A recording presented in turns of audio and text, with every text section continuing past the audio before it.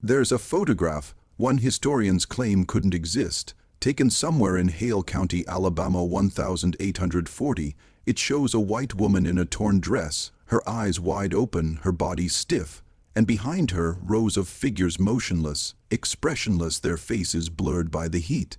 The photograph wasn't discovered until 1928, folded inside the hollow of a church wall during reconstruction. On its back, in handwriting too careful to be sane, someone had written, "Justice was given to the ones who never asked for it." Experts deny its authenticity because photography of that clarity wasn't possible in 1840, but locals say the image wasn't made by a camera. They say it was made by something that wanted to remember what men tried to bury. Pause. The sound of wind through dead trees. In the history of the South, there are stories we've erased because they rot the tongue when spoken. This is one of them. By spring of 1840, Ephraim Turner had already lost 3 sons, one to fever, one to drowning, and one, it was said, to his own father's hand. When Clara Bell's betrayal came to light, no one questioned how he learned of it. Turner had ears in every corridor, whispers moving through the quarters faster than breath. But what chilled the county wasn't the accusation, it was his proclamation.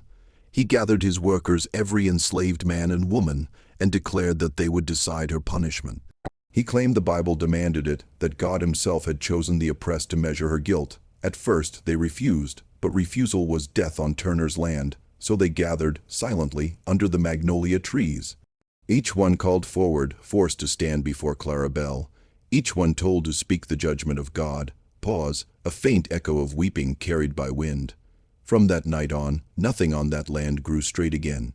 The corn bent toward the ground as if listening, the oxen refused to eat, and in the house Turner began writing hundreds of pages of scripture that no one had ever heard before. They found them later, bound in leather, titled only, "The Gospel of Retribution." The last record of that evening comes from Sarah Linton, Turner's maid, who fled the estate 3 days later and was never seen again. Her testimony was found decades later buried beneath floorboards of an abandoned parsonage. She wrote, "He made them come to the yard after dusk. He said the Lord's hand must pass through their hands. He said they would not be punished for what they were told to do, that sin belonged to her alone." She described torches forming a ring around Clara Bell, her dress torn but her expression calm, almost detached. The air was thick with something wrong, a stillness that felt, watched. Sarah said the ground itself seemed to hum not a sound, but a vibration, deep and cold. The trees swayed without wind, and one by one the torches went out. No one remembers what happened after. When dawn came, the ring of fire was still smoking. Clara Bell was gone. So were 5 of the enslaved men who'd been forced to stand nearest to her. Turner locked himself in the house for 3 days. When he emerged, he ordered the yard to be filled with lime and the soil never to be touched again. Soft static. But something kept moving underneath it. Weeks after the punishment, every night carried a strange echo across the hollow. The workers described it as chains dragging through grass, but others swore it was weeping, the kind that came from beneath the ground. Turner dismissed it at first, until the sound began entering the house. Servants claimed the walls breathed. The mirrors fogged, though no one touched them. And on the 3rd Sunday after Clara's disappearance, the chapel bell rang by itself. When they opened the church, they found the pulpit split clean down the middle, and there, nailed to the wood, was a page written in Turner's own handwriting, though he swore he never wrote it. They forgave her before God could. After that day, Turner refused to enter his chapel. He drank until dawn, spoke to the air, and began digging holes in the fields, as though searching for something that might still answer him. Locals say that's when the hollow began to change.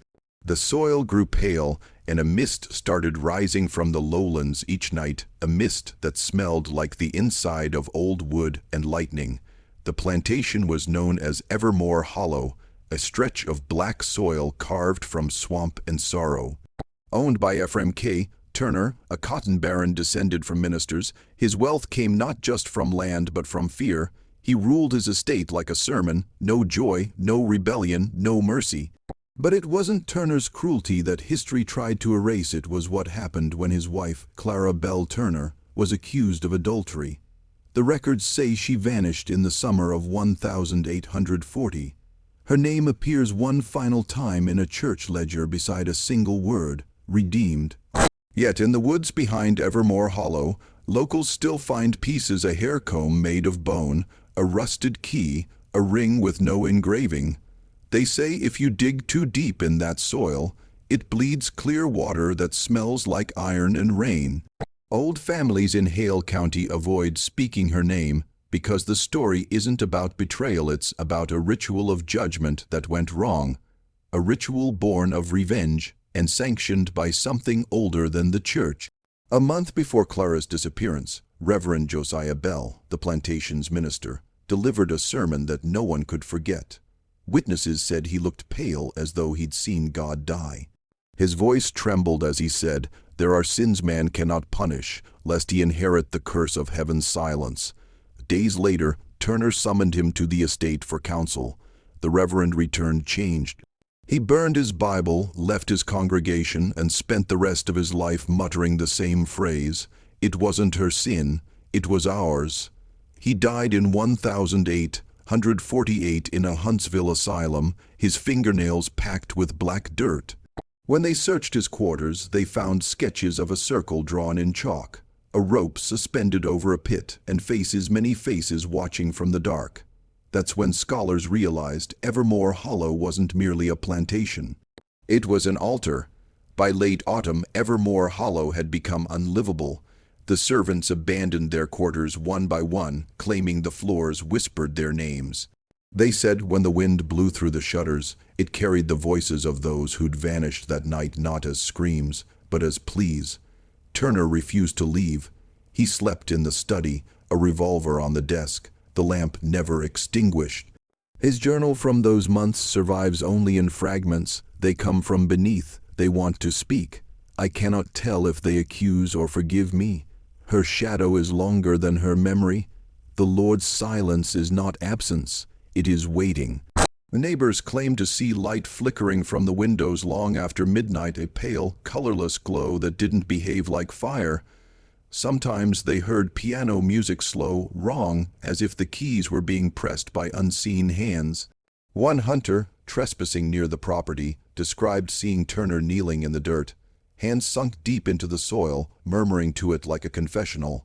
The hunter said the earth was moving, not shaking, breathing. The first documented visitation came on October 2nd, 1840. Turner's only surviving daughter, Mary Lou, awoke screaming in her room. She claimed a woman was standing by her bed, hair wet, face blank, hands folded. When Turner arrived, there was no one there, but in the corner, carved into the wood of the bedpost, were the words, "I am not beneath you." Mary Lou was sent away to relatives in Georgia soon after. She never returned and refused to speak of her childhood until her death in 1911, when she told her nurse, "Father buried her standing up so she could see the house." Soft static crackles as the narrator continues. The hollow became silent again, but not peaceful. Animals refused to cross the yard. The air felt heavier, like the moment before a thunderstorm that never came.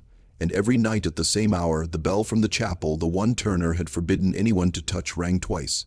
No one ever found the rope attached to it. In 1841, Turner hired men from neighboring counties to drain the lower fields. He claimed he wanted to reclaim the land for planting, but his instructions were strange. He told them to dig in circles, not rows, to avoid the western yard, and to stop if they found anything made of bone. They found bones anyway, too many and too small. When questioned, Turner said they were animal remains and ordered them buried again. But one man, Henry Dobbs, kept a fragment, a piece of jaw with a gold filling. He took it to town, showed it to the sheriff. 3 days later, Dobbs disappeared. His wife said she woke up to find their house filled with mud, as if the river had come for him in the night.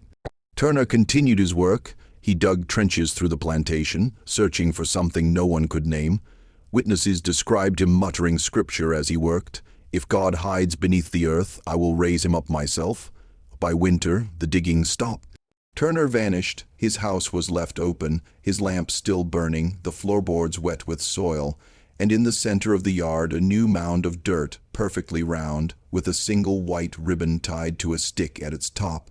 By 1843, Evermore Hollow was silent.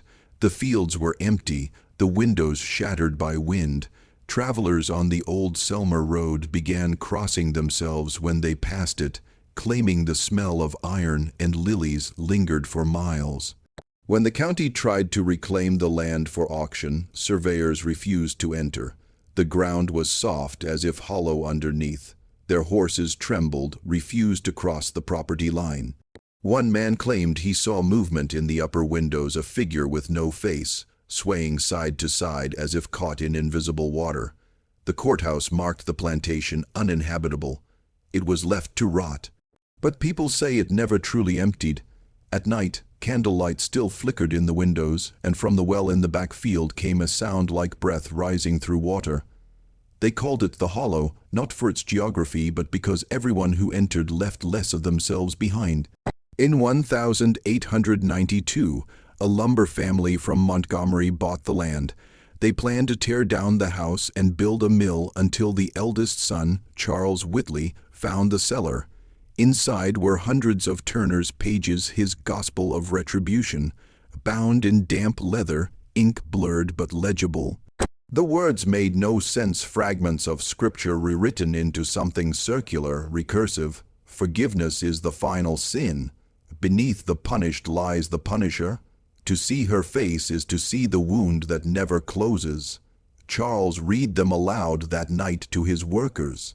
By morning, half the men had fled. Those who stayed claimed they saw shadows moving against the walls, not cast by firelight, but moving on their own. 3 nights later, Charles hanged himself in the same parlor where Turner once prayed. The words "redeemed" were scratched into his neck. The family abandoned the land by year's end, but they couldn't sell it because by then the locals had learned to listen and the Hollow was whispering again. In 1937, federal archaeologists surveying antebellum ruins came upon Evermore Hollow. They found what was left of the main house, a spine of blackened wood, a staircase leading nowhere, and beneath it, a sealed pit covered with iron nails. They believed it was a cistern. They opened it. Inside were bones, dozens, arranged in a perfect circle, each skull turned inward, each jaw open. At the center of the circle lay a small porcelain hand from a doll that shouldn't have existed until 50 years later. The site was immediately closed. Officially, the report lists it as inconclusive findings. Unofficially, the lead archaeologist, Dr. Evelyn Moore, resigned 2 days after. She left one note on her desk: "I don't think this place remembers the dead. I think it's still deciding who belongs to it." After that, the government sealed the property again. No one has legally set foot there since. Soft hiss of wind. The sound of a match striking. But people say on quiet nights in Hale County, you can still see a single candle burning in the field and a woman's voice whispering your name, asking if you'll forgive her. In 1952, a journalist named Raymond Heller came to Hale County. He was young, ambitious, and desperate for a headline. He'd heard rumors of a haunted plantation, sealed by the government, and thought it would make a fine Halloween feature for the Southern Review. Locals warned him, "Evermore don't haunt, it remembers." But Heller laughed. He'd covered lynchings, wars, and mine collapses. Ghost stories didn't scare him. He broke into the property one night, armed with only a lantern, a notebook, and his faith in reason. What he found was silence, deep, heavy silence that swallowed the crickets and frogs.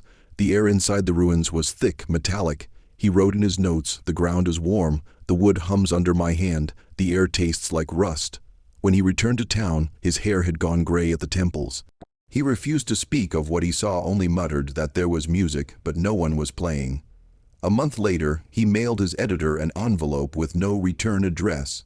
Inside was a single photograph, a faint image of a woman standing in the doorway of the plantation house, half submerged in shadow. The editor thought it was a double exposure, until he realized the woman's face was his own wife's. In 1965, a genealogist named Lucille Turner began tracing her lineage. She discovered with quiet horror that she was a direct descendant of Ephraim and Clara Bell Turner. The shame of the name had been buried for generations, changed, rewritten, forgotten. Lucille grew obsessed. She traveled to Hale County despite her family's pleas. When she arrived, the air felt wrong. She said she could hear the ground breathing a slow, rhythmic pulse like someone asleep beneath her feet. Locals told her to leave before sunset, but she stayed. Her final entry in her journal reads, "The house still remembers her. I can feel her in the floorboards. It isn't hate I feel from her, it's invitation." 2 days later, her car was found abandoned on the county road. The driver's side door was open, keys in the ignition. The soil beneath her tires was damp, though it hadn't rained in weeks. Inside the car was her notebook. The last page contained one sentence: he never buried her, he planted her. In 1974, the First Baptist Church of Hale County attempted a cleansing. The congregation, tired of rumors, organized a service at Evermore Hollow: hymns, prayers, candles, and holy water. They believed light could erase memory. They were wrong. Witnesses say the moment the pastor raised his hand to bless the land, the ground split open, not violently, but slowly, like a mouth yawning awake. Steam rose from it, and a smell filled the air, sweet, decaying, like lilies left too long in water. People fled in panic, but the pastor stayed. He whispered, trembling, "This isn't evil, it's hunger." He died 3 days later. His autopsy revealed soil packed beneath his fingernails, his lungs, even his eyelids. It was as if he had breathed the hollow into himself. After that, the church sealed the records and removed the event from their archives. No more sermons were held about forgiveness. For decades, a low hum builds, the sound of a door creaking open. But the hollow never stopped listening, and by then it had learned to wait. In 1998, a small documentary team from Louisiana University arrived in Hale County. Their goal: to record a short film titled Echoes of the Old South, an academic look at plantation myths and folklore. The leader, Professor Aaron Griggs, was a skeptic, a historian who believed every ghost story hid a material truth. Locals warned him not to include Evermore Hollow, but the name alone was too tempting. They arrived just before dusk, cameras rolling, laughter masking unease. One crew member joked, "We're about to film the Devil's Airbnb." But when they crossed the overgrown gate, every sound stopped. Even the insects fell silent. On camera, the footage warps, audio fading, frames skipping, like the land itself rejected being seen. The team sets up in what's left of the house. One of them reads from a fragment of Turner's Gospel of Retribution, unaware of what it was. "The blood remembers, the air repeats, the soul does not die, it returns." That night, their generator failed. The cameras kept recording, though unplugged. At dawn, the locals found the van still there. Inside, equipment, notes, and one camera, still warm. The footage ends with static, and the faint sound of a woman humming through the static, a lullaby no one could identify. None of the crew were ever found. In 2003, a collector purchased an old trunk from a Birmingham estate sale. Inside, among war medals and decayed letters, he found the photograph, the same image first discovered in 1928. The woman in the torn dress, the faces behind her blurred by heat. This time there was something new, a faint reflection at the bottom of the image, a hand holding a camera. Photography experts examined it. The make and lens were from the 1990s. No one could explain it. Some suggested forgery, others said the photo was a palimpsest, a layered exposure where time itself bled through. But one archivist, reviewing it late at night, noticed something worse. Behind the crowd, barely visible, was a man's face, pale, expressionless, staring directly into the lens. She identified him as Professor Griggs, the same man who vanished in 1998. A sharp crack, then low silence. The photograph was later destroyed in a fire that consumed the archive. No accelerant was found. The flames, witnesses said, started from the inside out. In 2021, a doctoral researcher named Amara Dean began compiling oral histories of unrecorded Southern hauntings. Her grandmother had been born near Hale County and warned her, "Some stories aren't meant to be remembered, child. They remember you back." But Amara was driven by truth, not fear. She visited the restricted zone, found the edge of Evermore Hollow, and felt a vibration through the soles of her boots. Not a tremor, a heartbeat. That night, she dreamed of standing in a vast field. The soil was breathing beneath her feet, and in the distance, a woman in white stood motionless, her face hidden by her hair. When Amara called out, the woman raised her head. It wasn't a face, it was soil, packed tight, pulsing with something underneath. She woke up screaming, dirt on her hands and under her nails. Her colleagues dismissed it as stress, but the last audio note she recorded before disappearing simply said, "It's not haunted, it's alive."